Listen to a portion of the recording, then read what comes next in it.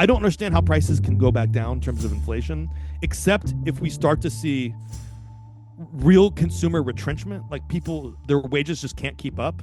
So people stop taking trips, they stop splurging, they stop going out to eat. And then you would have, in some ways, you'd have forces of deflation. In other words, like market demand goes so soft, especially in certain segments. We already see this in fast food. We already see this in dollar stores. Starbucks. But it penetrates the middle class. Yeah. So that swamp that right now is crushing the bottom half of the country, it reaches up and starts to strangle people who are in the suburbs.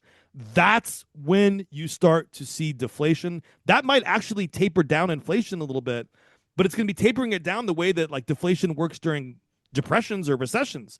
In other words, like it's not going to be a good thing that the prices are going down because it means demand has crashed. So like I don't exactly know how that's going to play out, but either way, when you look at that sense of that timing with political timing, with this crash timing, and then you start to map that out not only in the United States, but how that will affect things like the war in Ukraine, how that's going to affect things like the price of oil, and therefore like all the stuff that's going on in the Gulf, the price of oil in terms of like Russia's supply side economics, the price of oil in terms of what's going on in China. You start thinking about, if there becomes a freeze. And the last thing here then goes back to what you said, this idea of the ghost town.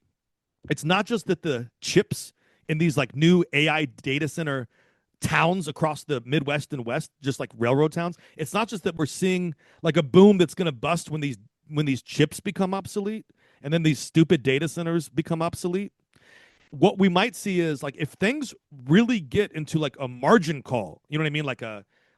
The music stops and everyone rushes to find the chairs, and then like shit freezes and they start having to do bailouts, not just like of Argentina, but like US 2008 style bailouts to like keep whole industries afloat.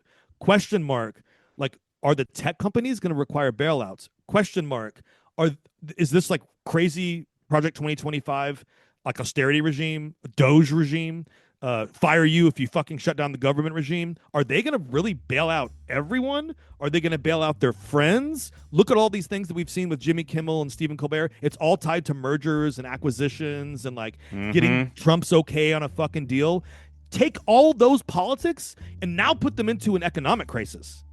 And people getting on their fucking hands and knees in the White House to Trump, giving him gold statues and shit. Like, we're going to see the flip side of the mirror here. We're going to go through the looking glass. That's the part to kind of juggle in your head. Like, if this is the absolute last thing, man.